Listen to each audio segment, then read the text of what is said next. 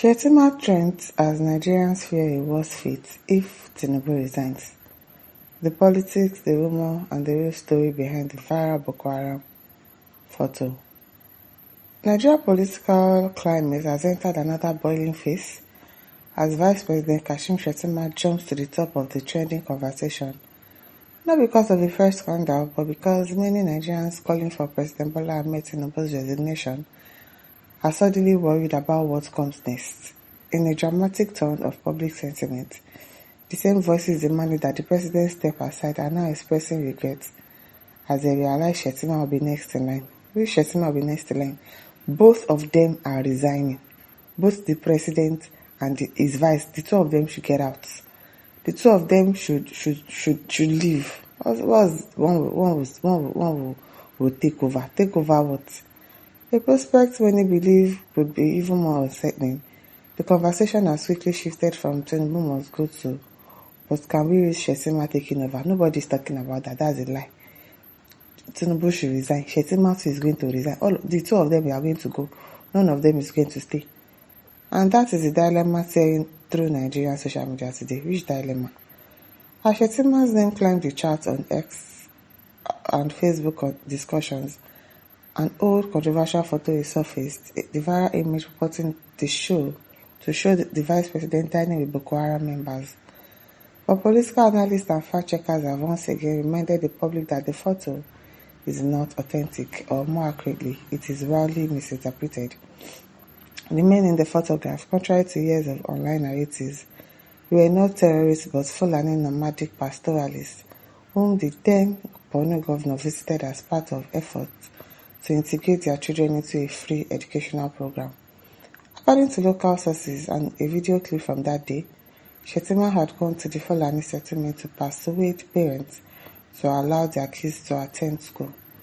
After discussions, food was shared and pictures were taken. What was an outreach initiative a decade ago slowly transformed into one of Nigeria's most enduring pieces of political misinformation. Misinformation, indeed. Despite the clarification resurfacing, the distrust lingers. The public most shows that Nigerians are not simply reacting to the photo alone, but to a long-standing suspicion surrounding Shettima's tenure as governor. Many critics point to a 2012 security flashpoint, the arrest of a fugitive Boko Haram commander Kabiru Sokoto in a house reportedly linked to Shettima in Abuja.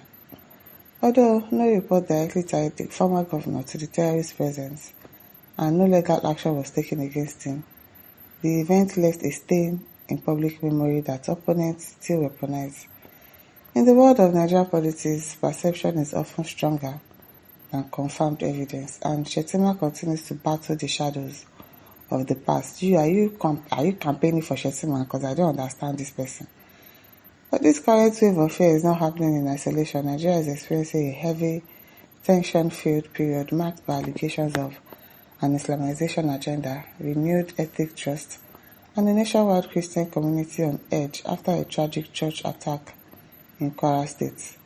With emotions still raw and the scars of insecurity widening, many Nigerians argue that returning to the traditional Muslim-Christian presidential ticket is the only way to restore a sense of national balance. Political strategists have even suggested that Shettima's chances of returning as Tinubu's running mate in 2027 have drastically reduced for that reason alone. The ruling class, they say, may be forced to abandon the same faith pairing, a controversial choice that contributed to Tinubu's initial criticism, and revert to a more religiously diverse ticket to calm a deeply divided country. This is why the idea of Shettima potentially becoming the next president has rattled many people. To some Nigerians, Tinubu stayed in power is a lesser evil compared to a Shettima presidency. The belief, right or wrong, is fueled by years of online speculations, unresolved mysteries about Boko Haram's growth in the northeast, and the persistent assumption that certain political actors know more than they admit.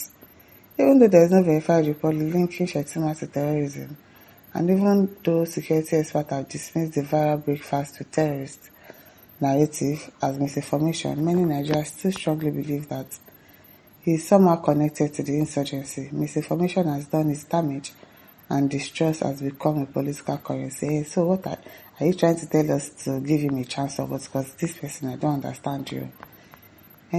But beyond sentiment and social media hit, Nigerians are now revisiting the country's constitutional line of succession, a hierarchy many people had never bothered to study until this week. If anything happens to the president, the chain is clear and automatic. Tinubu first, Shettima second, then Senate President Godswill Akpabio, followed by the Speaker of the House of Reps, Tajuddin Abbas. If those offices fails, the mantle passes to Deputy Senate President Barau Jibrin, and then Deputy Speaker Benjamin Kalu. This reality has become an uncomfortable reminder that removing one leader does not guarantee a preferable outcome. We are removing all of them, this person. All of them are going to leave. All of them. All of them. That revolution, I think, is going to happen very soon. Christopher Lika says the two of them should resign and hand over the government to a neutral person to conduct another election. Tinubu cannot resign, leaving Shettima. Exactly. The two of them have to go. It is the same thing if the two of them are on seats.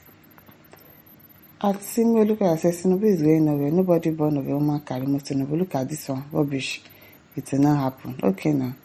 Odini Oko says Nigeria knows the people terrorizing them while holding an innocent Nnamdi Kanu. It's just so obvious that these individuals in government don't want peace and they don't want the good of this nation. It's only the patience of the Igbos that is keeping this country, and the very day they will lose it, that will be the end. J-Pash says Shettima is a Boko Haram. But not Lenge says, Shettima, where is your big Jabiru Shokoto? And others, Shettima, where is your boy Jabiru Shokoto? Abina Kabiru Shokoto. I know he's giving you the meat of people they have pied, and you love eating it, and you're always sucking the blood for sacrifice, Wahala. At Ojetala says, see the face of terrorism in Nigeria. One day, you'll be no more.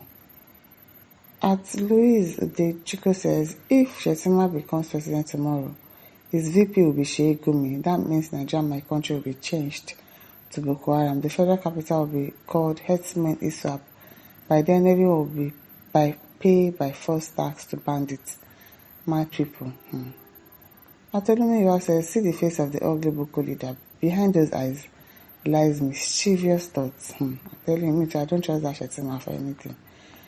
Atolumi says, if we insist on only balanced faith tickets, then a Southern Muslim or a Northern Christian may never become president or VP. Ironically, it is the same faith ticket that actually opens the door for this group to reach the highest offices in Nigeria. It is well, my listeners, don't forget to like, share, subscribe. Thank you for listening. See you some other time. Bye.